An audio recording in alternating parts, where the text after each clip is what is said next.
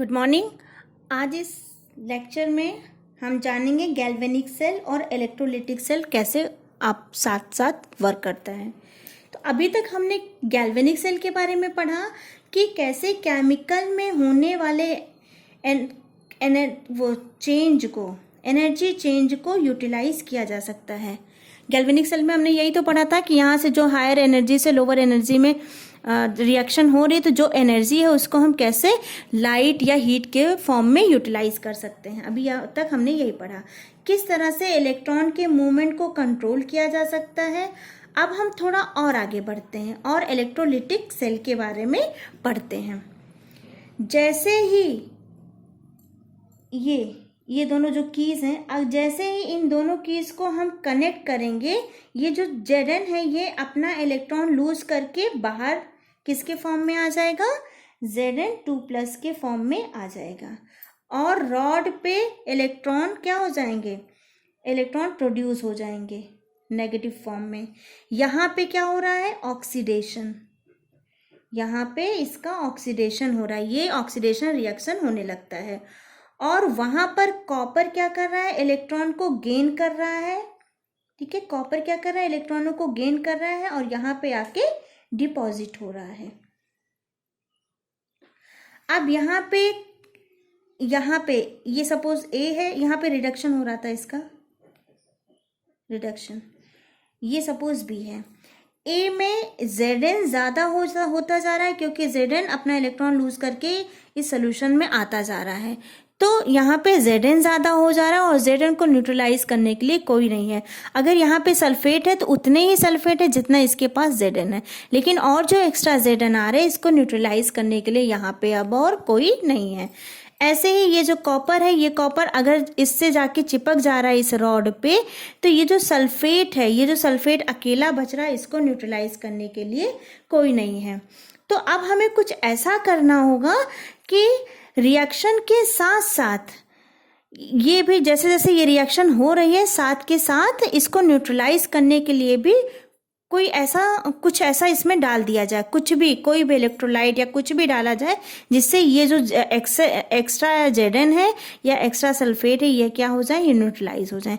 तो उसके लिए हम सॉल्ट ब्रिज का यूज करते हैं। सॉल्ट ब्रिज क्या होता है, ये एक यू शेप का एक स्ट्रक्चर होता है, यू शेप का एक स्ट्रक्चर होता है। यू शेप का हम एक ट्यूब लेते हैं और इस ट्यूब में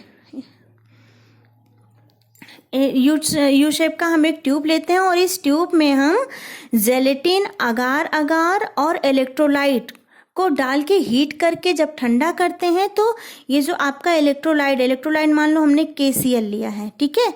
तो ये जब इसको हम गर्म करके ठंडा करते हैं, तो ये जो इलेक्ट्रोलाइट है ये यू ट्यूब के इस यू शेप की जो ट्यूब है इसके सरफेस पे क्या हो जाता है, चिपक जाता है। ठीक है, अब इस यू ट्यूब को हम क्या करते हैं, यहाँ पे लाके फिक्स कर देते हैं। इसको बोलते हैं सॉल्ट ब्रिज, इसको बोलते हैं हम सॉल्ट ब्रिज।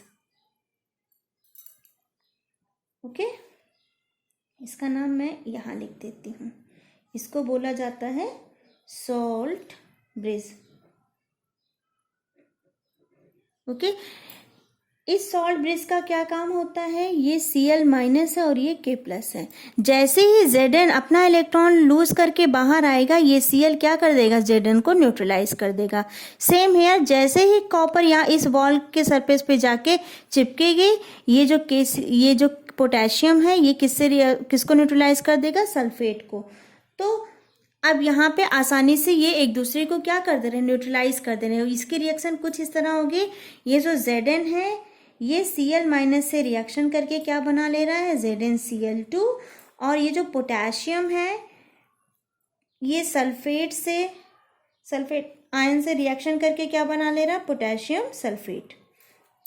ठीक है, तो यहाँ पे सॉल्ट ब्रिज का क्या इंपॉर्टेंस है, सॉल्ट ब्रिज क्या कर रहा है, एक तो ये सर्किट को क्या कर दे रहा है, कंप्लीट कर रहा है, और दूसरा ये सॉल्यूशन को न्यूट्रलाइज करने का काम कर रहा है। मतलब सॉल्यूशन में अगर जिंक बहुत ज़्यादा होता जाएगा तो एक टाइम आएगा ये रॉड जो है एकदम पिघल के पतली हो जाएगी और ये रॉड क्या हो जाएगी, मोटी हो जाएगी।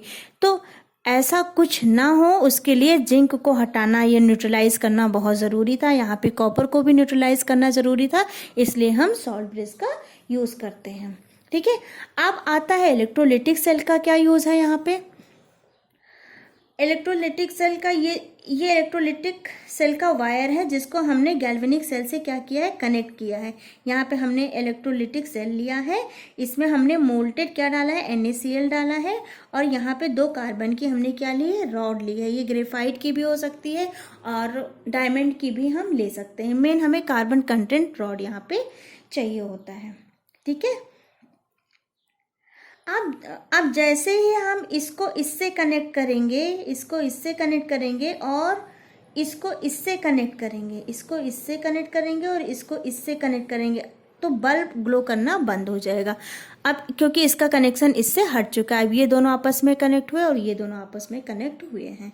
तो जैसे ही हम इन दोनों को आपस में कनेक्ट करेंगे तो Zn क्या है, अपना इलेक्ट्रॉन लूज करेगा और जो ये माइनस चार्ज है इसको ये फ्लो करेगा इधर की तरफ और इधर की तरफ फ्लो करेगा, और इसको कौन गेन कर लेगा, सोडियम। इसको क्या करेगा, सोडियम गेन करेगा, और जैसे ही सोडियम गेन करेगा वो इस रॉड के सरफेस पे आके क्या हो जाएगा, चिपक जाएगा। ओके बेटा, और यहाँ पे ये जो सेकेंड रॉड है वो क्या करेगा, वो Cl से इलेक्ट्रॉन, इस Cl से क्या करेगा, इलेक्ट्रॉन ले लेगा और Cl Cl2 बन के क्या हो जाएगा, बाहर निकल जाएगा। और सेकेंड रॉड पर इलेक्ट्रॉन क्या हो जाएंगे, डिपॉजिट होते जाएंगे। सेकेंड रॉड पे क्या होगा, इलेक्ट्रॉन क्या हो जाएंगे, डिपॉजिट होते जाएंगे, और ये इलेक्ट्रॉन को कौन गेन कर लेगा, इस इलेक्ट्रॉन को ये कॉपर गेन कर लेगा। ठीक है, और कॉपर को क्या कर लेगा, और ये जो इलेक्ट्रॉन होते हैं ये कॉपर के पास चले जाएंगे और Cu+ इसको क्या कर देगा, न्यूट्रलाइज कर देगा। अब गैल्वेनिक सेल और इलेक्ट्रोलिटिक सेल मिलकर हमारे इस सेल को, इस सर्किट को क्या कर देते हैं, कंप्लीट कर देते हैं। ठीक है, अब यहाँ पे ये जो इलेक्ट्रोलिटिक सेल है इसका क्या काम है, ये इलेक्ट्रिसिटी को क्या प्रोड्यूस कर रहा है, इलेक्ट्रिसिटी से प्रोड्यूस कर रहा है, यहाँ पे केमिकल एनर्जी प्रोड्यूस कर रहा है। और ये जो गैल्वेनिक सेल होते हैं ये केमिकल एनर्जी से इलेक्ट्रिकल एनर्जी प्रोड्यूस करते हैं।